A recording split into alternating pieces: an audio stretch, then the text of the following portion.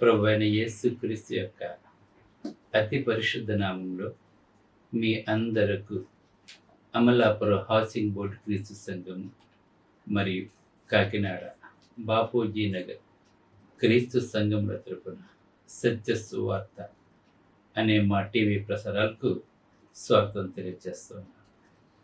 ఇవాళ ధ్యానాంశం ఏంటంటే ప్రతి ఒక్కరూ విలువైన వారే. ధ్యానాంశం ప్రార్థన చేసుకుందాం.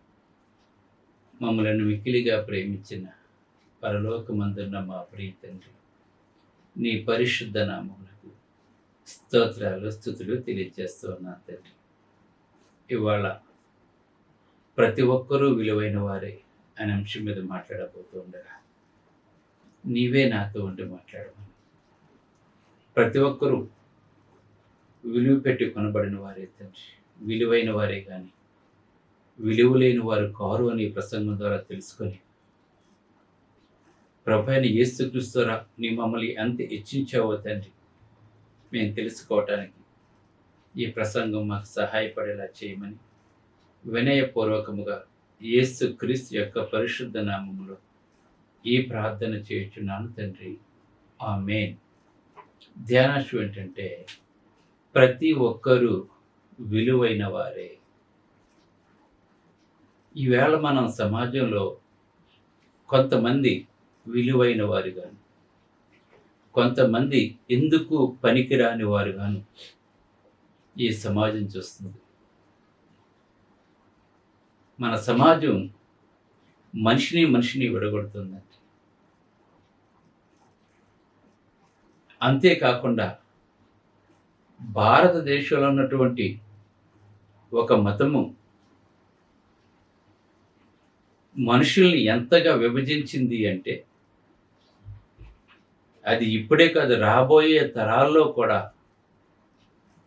మనుషుల్లో మార్పు చెందినటువంటి విధంగా ఆ భయంకరమైన ఎక్కువ తక్కువ అనే విత్తనాలు వారి హృదయాల్లో నాటివేస్తుంది. ఈవేళ మన భారతదేశంలో చూసినట్లయితే తలలోంచి తీయబడినటువంటి వాడు కొంతమంది, భుజములోంచి తీయబడినటువంటి వారు కొంతమంది, నాభిలోంచి తీయబడినటువంటి వారు మరి కొంతమంది, మిగిలిన వారు పాదాల్లోంచి తీయబడ్డారని చెప్పి వర్ణ వివక్షను తీసుకుని వచ్చింది సమాజం. ఏదైనా ఒక తండ్రికి ఇద్దరు బిడ్డలుంటే ఆ ఇద్దరి బిడ్డల్ని సమానంగా చూస్తారు తల్లిదండ్రులు. ఒకరిని ఎక్కువగాను ఒకరిని తక్కువ వాడుగాను చూడరు తల్లిదండ్రులు ఎప్పుడూ కూడా. దేవుడు నిజమైన వాడైతే, దేవుడు యథార్థవంతుడైతే, దేవుడు పరిశుద్ధుడైతే, దేవుడు నిర్మించిన ప్రతి ఒక్కరూ కూడా పరిశుద్ధులే, వారు కూడా దేవుని కుమారులే. వారిలో వ్యత్యాసం ఉండదండి. వ్యత్యాసం ఎప్పుడు వస్తుంది అంటే సృజించబడినటువంటి వాడు దేవుని మాట విననప్పుడు, దేవుడు అతన్ని విడిచిపెట్టినప్పుడు అతడు శపించబడిన వాడు అవుతాడు. ఆ విధంగా రెండే రెండు, దేవుని ఎరిగినటువంటి వారు, దేవుని ఎరగనటువంటి వారు, అంతే.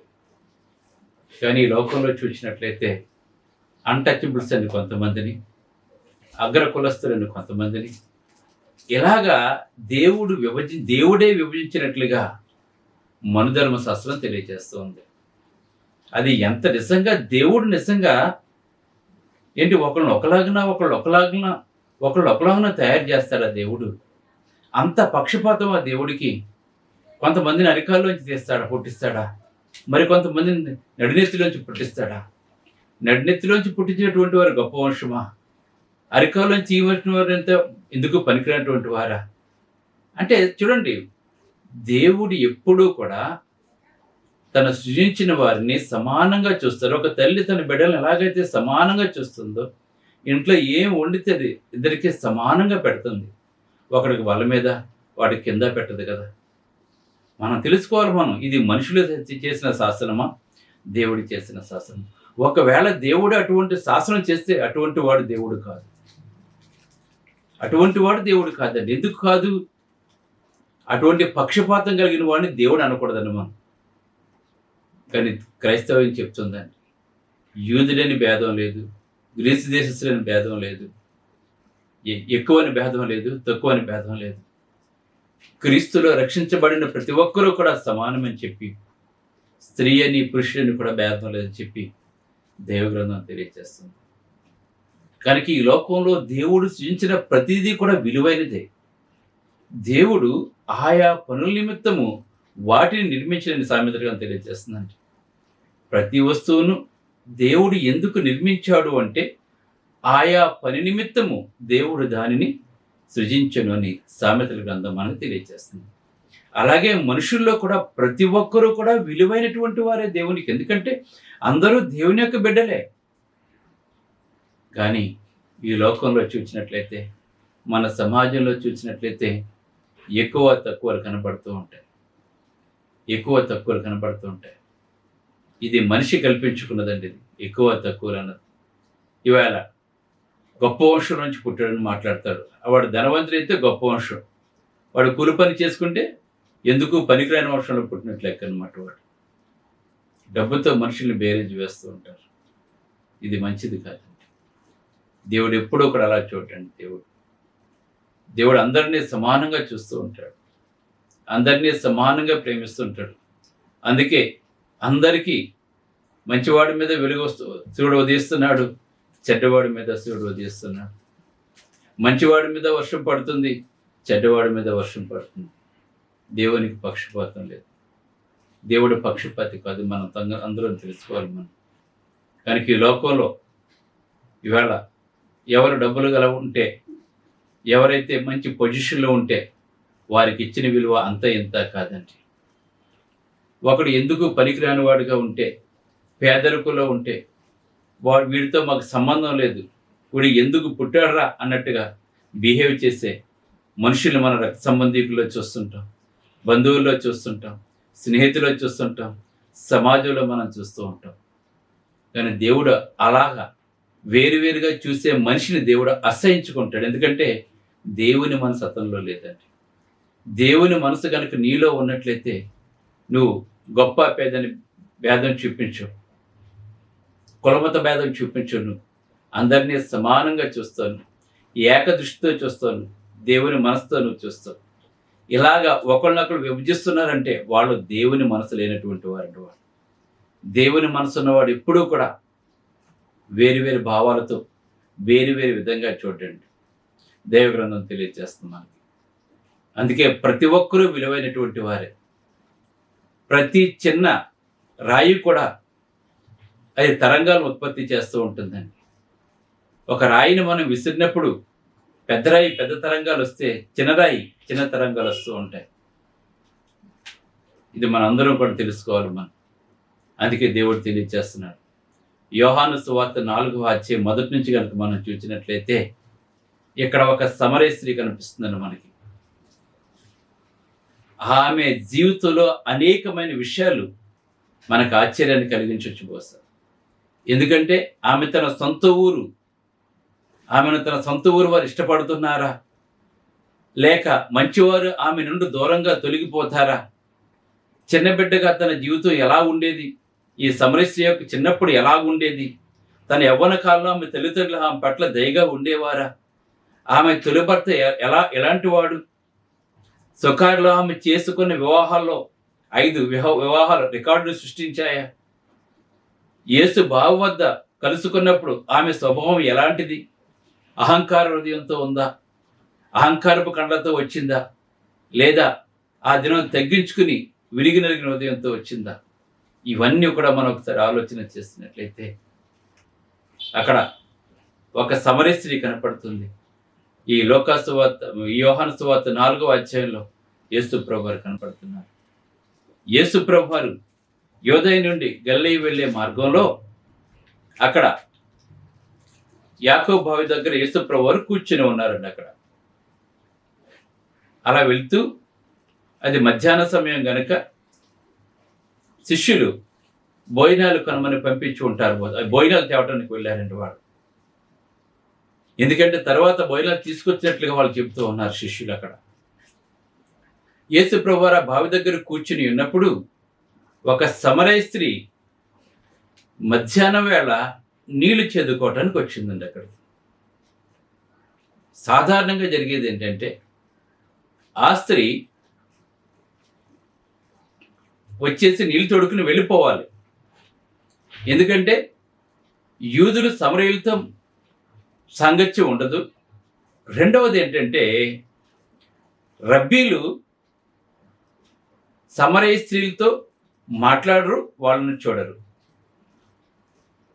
కనుక యేసుప్రభువారు కూర్చున్న ఆ సమరయ స్త్రీ వచ్చి నీళ్లు చేదుకుని వెళ్ళిపోవాలి. కానీ ఇక్కడ అలా జరగలేదండి.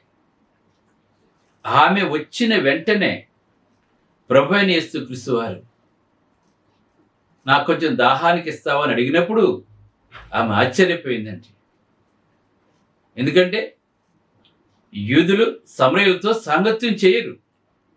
ఇక్కడ విభేదాలు కనబడుతున్నాయండి మనకు. అక్కడ సమరయులు తగ్గింపబడినటువంటి వారు గాను, యూదులు హెచ్చింపబడినటువంటి వారు గాను కనబడుతున్నారండి ఇక్కడ. అయితే ఎప్పుడైతే యేసు ప్రభువారు నాకు కొంచెం దాహానికి మంచి పడిగినప్పుడు ఆమె ఆశ్చర్యపోయిందండి.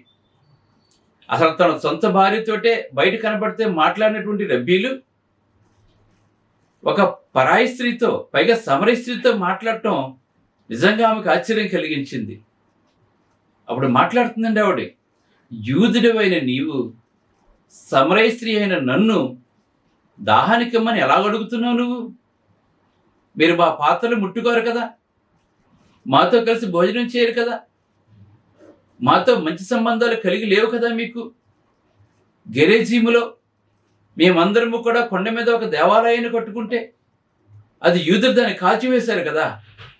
అంటే ఏంటనమాట, అక్కడ ఆధిపత్యం యూదుల్లో కనబడుతుందండి ఇక్కడ. కనుక నీవేంటి నన్ను నిలబెడుతున్నావు? మా పాత్రలు మీరు ముట్టుకోరు కదా, అవి అసహ్యమనిగా ఎంచుకుంటారు కదా. అది మనుషులకు అసహ్యం అండి. అది పై రూపాన్ని మనుషులు చూస్తూ ఉంటారు, ఆ స్థితులను మనిషి చూస్తూ ఉంటాడండి. దేవుడు అలా చూడ్డు. అలా చూస్తే వాడు దేవుడే కాదండి. అసలు మనిషిని మనిషిగా విభజించి ఎక్కువ తక్కువలు చేస్తే అటువంటి వాడు దేవుడు కాదు. అటువంటి వాడిని పూజించకూడదు అసలు. కానీ ఇక్కడ యేసు ప్రభువు వారికి గొప్ప బేదని తేడా లేదండి. ఎటువంటి తారతమ్యాలు కూడా ఆయన చూపించండి ఎవరితోటి కూడా. ఎందుకంటే ఆయన నిజమైన దేవుడు కనుక ఆయన అందరినీ ప్రేమిస్తాడు. అందరికీ సమాధానం కలిగి ఉండాలని కోరుకుంటూ ఉంటాడు. అందరూ నిత్య జీవానికి వెళ్ళాలని కోరుకుంటాడు ప్రభు అయిన యేసుక్రీస్తు వారు. కానీ అడిగాడు అంటే గమనించండి, ఇక్కడ యూదులందరూ అసహించుకునే ఆమెను, పైగా ఈమె చరిత్ర ఎటువంటిది, 5 పెండ్లిళ్ళు చేసుకుని బహుశా అక్కడ రికార్డు సృష్టించి ఉంటుంది. ఇప్పుడు ఉన్నటువంటి వాడు 6వ వాడు. అటువంటి స్త్రీతో మాట్లాడుతూ ఉన్నాడండి. అంటే ప్రభు అయిన యేసుక్రీస్తు వారు ఉదయాన్ని చూస్తారు తప్ప పైరూపాన్ని చూడండి. ఆమె మనసులో పడుతున్న బాధ, తన వేదన దేవుడు మాత్రమే చూస్తాడండి. హృదయ వేదన దేవుడు మాత్రమే చూస్తాడు. మనుషులు చూడండి, వాళ్ళు బాధపడతారో లేదని ఆలోచించలేడు. నోటికి ఎంత మాట వస్తే అంత మాట నేసిపోతూ ఉంటారండి వాళ్ళు. రాళ్ళు ఇవ్వటం, బురద జిమ్మటం ఈ లోకంలో మనుషులు చేసే పనులండి ఇవన్నీ కూడా. అందుకే అపహాసకులు కూర్చుండు చోట కూర్చోవద్దని చెప్తున్నాడు దేవుడు. వారి వెళ్తున్నటువంటి వాళ్ళు వస్తుంటే అపహాసం చేస్తూ ఉంటారు. మనం సోషల్ మీడియాలో చూస్తుంటాం, ట్రోలింగ్లు చేస్తారు. ఎంత అసహ్యంగా చేస్తారంటే అది నీ అక్క మీదో, నీ అమ్మ మీదో, నీ నాన్న మీదో చేస్తే ఎలా ఉంటుంది నీకు? నీవు మాత్రం అందరి మీద ట్రోల్ చేసేస్తూ ఉంటాను. ఘోరాతి ఘోరమైన పదాలు ఉపయోగించి ఎంత ఘోరంగా అవమానిస్తారంటే కొంతమందిని. అది నిన్ను ఎవరన్నా చేస్తే, నీ తల్లిని ఎవరన్నా చేస్తే, నీ చెల్లిని ఎవరన్నా చేస్తే నీకు బాధ అనిపించదు కదా. నీ మాత్రం అందరి మీద చేసేస్తుంటావు, ట్రోల్ చేసేస్తుంటావు కదా. ఘోరమైన మనసు నీది, నీచమైన మనసు నీది. ఇటువంటి ఘోరమైన మనుషుల మధ్య మనం జీవిస్తున్నాం వేళ. మనం నీచమైన మనుషుల మధ్య జీవిస్తున్నాం మన వేళ. మనం సాటి మనిషిని ప్రేమించినటువంటి వారు మన వేళ లోకంలో ఎక్కువ మంది ఉన్నారండి. స్వార్థంతో జీవిస్తున్నారు ఈవేళ మనుషులందరూ కూడా. ఎదుటివాడికి నీకు వీలైతే నువ్వు సహాయం చేయి, వాడు అక్కర్లో ఉంటే సహాయం చేయి, వాడి బాధలో ఉంటే నువ్వు ప్రేమించు, ఆదరణకరంగా మాట్లాడు, కించపరచొద్దు దయచేసి. మనం ఒకరిని కించపరచండి, ఇంకొకరు మనల్ని కించపరుస్తూ వచ్చాడు కదా. నువ్వు విత్తింది నువ్వు కోస్తావు ఖచ్చితంగా ఏదో ఒక రోజుని. నువ్వు ఏం చేసావో అదే నిన్ను మళ్ళీ నీకు జరుగుతుంది. నీకు తెలుసా నీకు ఆ విషయం? నీకు ఈ లోకంలో ఏంటంటే మనం ఏం విత్తుతామో అదే కోస్తాం మనం. నువ్వు మంచిని విత్తితే మంచిని కోస్తావు, సుఖంగా జీవిస్తావు. నువ్వు మంచిని విత్తి, నువ్వు చెడుని విత్తే భయంకరమైన జీవితాన్ని జీవించవలసి వస్తుంది. మళ్ళీ నువ్వు అదే తిరిగి కోస్తావు. నువ్వు దేవుడు తెలియచేస్తున్నాడు. అందుకే దేవుని యొక్క వాక్యం వినాలి, దేవుని వాక్యానుసారంగా జీవించాలి, అందరితోటి సమాధానం కలిగి ఉండాలి, ప్రతి ఒక్కరికి మంచి చేయాలి. మనం శత్రువుని కూడా ప్రేమించాలి. అది దేవుడు చెప్తున్నాడు. శత్రువుని కూడా ప్రేమించమని చెప్తున్నాడు దేవుడు. వారి ఆకలి కొంటే వారికి దప్పిక ఇవ్వండి, దాహం కొంటే దప్పిక ఇవ్వండి, ఆకలి కొంటే భోజనం పెట్టండి. మీ శత్రువు ఎదుటి నేను మీకు భోజనం సిద్ధం చేస్తానని చెప్తున్నాడు దేవుడు అండి. మన దేవుడు ఎంత గొప్పవాడు అంటే మన శత్రువు ఎదుటి భోజనం సిద్ధం చేసిన కూడా మనం ప్రేమిస్తున్నట్టే కదా. అంటే శత్రువు లేకుండా చేస్తానని చెప్తున్నాడు దేవుడు. మనం కొద్ది కాలం బ్రతుకుతామని, ఎంతకాలం బ్రతుకుతాం మనకు తెలియదు. మనకి బ్రతికినంతకాలం అందరితోటి సమాధానం కలిగి జీవించాలి కదా. ఈవేళ ఐక్యత లేదండి సమాజంలో. రక్త సంబంధికుల మధ్య ఐక్యత లేదు, బంధువుల మధ్య ఐక్యత లేదు, సమాజంలో అసలు ఐక్యత లేదండి. ఎవరికాడ ఒంటరి జీవితాన్ని జీవించడానికి ఇష్టపడుతున్నారండి.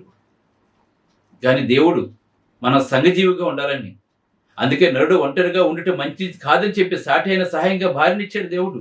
మళ్ళీ వాళ్ళకి పిల్లల్ని ఇచ్చాడు దేవుడు, మళ్ళా సంఘాన్ని ఇచ్చాడు దేవుడు. దేవుడు స్వరత్వం ఇచ్చి సంపాదించిన తన సంఘం అని చెప్తున్నాడు అండి. సంఘాన్ని కట్టడం మనం ఒంటరిగా ఉండకూడదని. నరుడు ఒంటరిగా బతకలేడు. మనం కనుక మా వాళ్ళు సరిపోతారు అని మనం అనుకోకూడదండి. మనం ఇక్కడ యేసుప్రభువు వారు వ్యత్యాసం చూపించట్లేదండి. ఆమె సమరయ స్త్రీ అని కానీ, అప్పటికి 5గురిని పెళ్లి చేసుకుని 6వ వాడితో ఉందని కానీ, ఆమె క్యారెక్టర్ మంచిది కాదని కానీ. చూసారా, దేవుడికి ఇటువంటి పక్షపాతము కూడా ఉండదండి. దేవుడు దేవుడు ఎంత గొప్పవాడో చూడండి. అందుకే మనము కూడా ఆ దేవుని మనసు మనం కలిగి జీవించాలి. మనం ఇప్పుడు తప్పిపోయి దొరికిన ఆత్మకు యేసుకు మధ్య జరిగిన సంధింపులలో ఆమె కథ బహు చమత్కారంతో కూడింది ఉందండి. మానవ శీలం అనే సూత్రం నుండి తన పేరును పొందిందండి. ఆవిడ తన వద్దకు తిరిగి వచ్చి తన పిల్లలను ఆహ్వానించి ఎంతో కొరగాని వానికి తన ప్రేమను కురిపించే దేవునిగా ఆ సంఘటన మనకు కనపడుతుందండి. లోకమంతా వెలివేయవచ్చు, కానీ యేసు ప్రభువారు మాత్రం ఆమెను అమ్మాని సంబోధిస్తున్నాడు. చక్కగా మాట్లాడండి ఆయన. గమనించండి, ఆ స్త్రీ నీళ్లు చేదుకొని అలసి అక్కడ కూర్చుని ఉండిన యూదుని కన్నెత్తి కూడా చూడకుండానే తిరిగి వెళ్ళిపోవాలండి ఆవిడ. అసలు ఆ యూదుని ఆమెతో మాట్లాడాడండి అక్కడ. ఆవిడ అంటుంది, యూదునివైన నీవు సమరస్య దాహానికి ఎలా అడుగుతున్నావు అని అడుగుతుందండి అక్కడ. ఈ విధంగా జీవితాన్ని మార్చివేసే సంభాషణ ఆ స్త్రీకి నీ ప్రభు అయిన యేసుకుని జరిగిందండి అక్కడ. కనుక ఆమెతో మాట్లాడినప్పుడు ఆమె నిజంగా యేసు ప్రభు మాటలు కనుక విన్నట్లయితే ఎటువంటి వారైనా మార్పు చెందుతారు. ఆయన మాటలో ప్రేమ కనబడుతుంది, ఆయన మాటలో దయ కనపడుతుంది, ఆయన మాటలో మేలు చేసే విధానం కనబడుతూ ఉంటుంది. ఆయనతో మాట్లాడుతుంటే ఒక తెలియని సంతోషం కలుగుతుందండి. ఈ ఎంతో బాధలో, దుఃఖములో, నిట్టూర్పులో విరిగి నలిగిన మనసుతో ఉన్న ఈమె యేసుప్రభు మాటలతో ఆదరింపబడింది, నెమ్మది కలిగింది, తెలియని సంతోషం వచ్చింది. తనలోని బాధలన్నీ కూడా ఎగిరిపోయినాయండి యేసుప్రభుతో మాట్లాడితే. నువ్వు దేవుని యొక్క వాక్యాన్ని కనుక విన్నట్లయితే నీ హృదయం కూడా సంతోషంతో నిండిపోతుంది. దుఃఖంతోనే ఉన్న నీ హృదయం సంతోషంగా మారిపోతుంది. బరువుతో ఉన్న నీ గుండె తేలికైపోతూ ఉంటుంది. యేసుప్రభు మాటలో ఉన్న శక్తి, ఆ జీవము నీలో ప్రవేశిస్తూ ఉంటుంది. ఆయన చెప్పిన ప్రతి మాట వింది. నేను నువ్వు నిజంగా మెస్సేవని నమ్ముచునని చెప్పి మాట్లాడిందండి. దుఃఖంతో వచ్చింది, సంతోషంతో వెళ్ళిపోయిందండి. సొకారాన్ని ఊరికి వెళ్ళిపోయి ఆ గ్రామస్తులందరినీ కూడా తీసుకుని వచ్చేస్తుందండి. దేవునిలో ఉన్న శక్తి, దేవుని వాక్యంలో ఉన్న శక్తి. చూసారా, ఈ లోకం తను వెలివేయచ్చు, ఈ లోకంలో ఆమె విలువలేనిదిగా ఉండొచ్చు, కానీ దేవుని దృష్టిలో ఆమె విలువైందండి. ఆమె యేసుప్రభుని నమ్మింది. తన ఊరి వారందరినీ కూడా యేసుప్రభు దగ్గర తీసుకుని వచ్చిందంట. ఆమె ఇంతకుముందు ఎటువంటిదైనా కానీ ఇప్పుడు మార్పు చెందిన పాపి. మార్పు చెందిందండి ఆవిడ. దేవుని మాటలతో దేవుని వద్దకు తీసుకుని వచ్చిందండి ఆవిడ. ఇప్పుడు సమూయేలు కూడా యూదులైన యేసుప్రభు దగ్గరికి వచ్చారండి వాడు. ఆయన వారితో కలిసి ఇంతవరకు ఏ యూదుడు కూడా వారితో అంత ప్రేమగా మాట్లాడలేదండి. కానీ ఆయన వారితో మాట్లాడాడండి. వారిలో ఉన్న బెదురును, భయాన్ని అంతటినీ కూడా తీసివేశాడండి. దేవుడు సమాధానం కలుగజేస్తాడు. అందుకే కొరింథీయులకు రాసిన మొదటి పత్రిక 1:29 చూసినట్లయితే, ఎన్నికైన వారిని వ్యర్థము చేయుటకు, గమనించండి వేళ గొప్ప ఎన్నికంటే నాయకులను ఎన్నుకుంటాం మనం. కనుక ఎన్నికైన వారిని వ్యర్థము చేయుటకు, లోకములో నీచులైన వారిని, తృణీకరింపబడిన వారిని, ఎన్నికలైన వారిని దేవుడు ఏర్పాటు చేసుకొని ఉన్నాడని చెప్పి పౌలు కొరింథీ సంఘానికి తెలియజేస్తున్నాడు.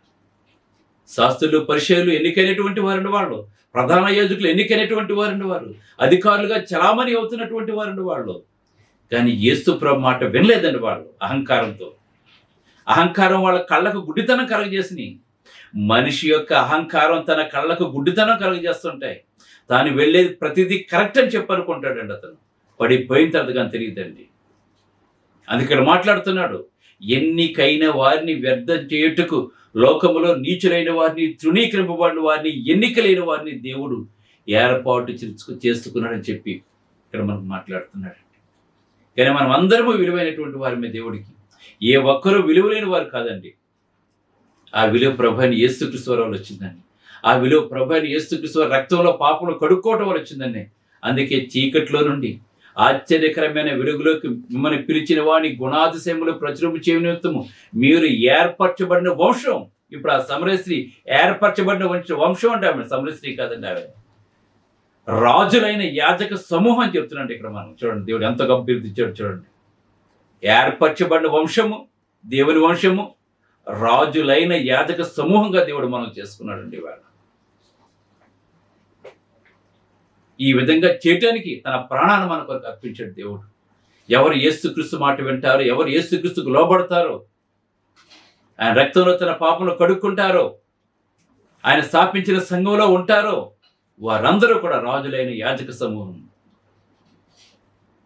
గనుక దేవుడు ఈ స్త్రీని ఎలాగైతే హెచ్చించాడో, ఉన్నతమైన స్థానం తీసుకుని వెళ్ళాడో, ఈవేళ మనల్ని కూడా దేవుడు అదే ఉన్నతమైన స్థానంలో నిలబెట్టాడు ఈవేళ.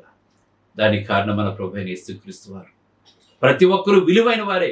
మనం అనుకుంటే ఎన్నిక లేని వాడిని, నీచుడిని అని దయచేసి మాట్లాడకండి. రక్షించబడిన వారు ఎవరు అలా మాట్లాడకండి. మనల్ని ఈవేళ దేవుడు ఎన్నిక చేసుకున్నాడు. ఈవేళ రాజులైన యాజక సమూహంగా చేశాడు దేవుడు. ఈవేళ మనం ప్రత్యేకించబడ్డవారు మన ఈ లోకంలోనూ. ఈవేళ మనకంటే గొప్పవారు ఎవరు లేరండి. ఈవేళ దేవుడు అంత ఉన్నతమైన స్థాయిని మనం తీసుకుని వెళ్ళాడు ఈవేళ. అలాగే 2 కోసలు వేసిన స్త్రీ చాలా తక్కువ వేసిందని చెప్పి అనుకుంటారు కదా, ఆమె ఉన్నతంతా వేసేసిందండి. అక్కడ ధనవంతులు ఆ స్త్రీను, ఆ వేసిన కానుకను చూసి వాళ్ళు ఎలా ఫీల్ అయ్యారో కానీ యేసుప్రభు అయితే ఆమెను మెచ్చుకున్నాడు. చూస్తారా, మనం పై రూపాన్ని చూస్తుంటాం, దేవుడు హృదయాంతరంగాలు చూస్తాడు. కనుక నీ హృదయం యథార్థవంతంగా ఉందా ఆలోచన చేసుకో. అందుకే యథార్థవంతంగా ఆరాధించే వారు దేవునికి కావాలి. అటువారిని దేవుడు కోరుకుంటున్నాడు. అటువారిలో సమరస్య ఒకటి. నీవు నేను ఇప్పుడు ఎలా ఉండాలో దేవుడు కోరుకుంటూ ఉన్నాడు. ప్రార్థన చేసుకుందాం. ప్రేమ గల తండ్రి, దయగల దేవ, పరిశుద్ధుడు, ఈ లోకంలో ఉన్న వారందరూ విలువైనటువంటి వారి తండ్రి. విలువలేని వారంటే ఎవరిని సృష్టించలేదు తండ్రి. కనుక నాయన విభేదాలు లేకుండా, తారతమ్యాలు చూపించకుండా, గొప్ప విభేదన ఆలోచన చేయకుండా ప్రతి ఒక్కరూ నీ చేత నిర్మించబడ్డారు కనుక తండ్రి, అందరితోటి ప్రేమ సమాధానం కలిగి జీవించి, ఆ సమరయ స్త్రీ ప్రభు ఎలాగైతే మాట్లాడారో మేము కూడా అందరితో సమాధానం కలిగి జీవిస్తూ తండ్రి, ఈ సమాధాన సత్య సువార్తను అనేక మందికి ప్రకటించేవారుగా చేయమని, ఈ వాక్యం ప్రతి ఒక్కరిని బలవంతులుగా చేయమని, నీ వాక్యంతో వాళ్ళని పరిశుద్ధపరచమని, వారి హృదయవాంఛలన్నీ కూడా తీర్చమని, దుఃఖాన్ని సంతోషంగా మార్చమని, నీ జ్ఞానంతో నింపమని యేసు క్రీస్తును వేడుకొనుచున్నాను తండ్రి. ఆమేన్. మీ అందరికీ వందనములు. బ్రదర్ జార్జ్ రాజు వారా, church of Christ, housing board, Amalapuram, near KIMS medical college, Konaseema district, 523201. Mobile number 9848730355, 92933174174. Email ID georgerajuvara@gmail.com. Website www.helpingforpoor.com.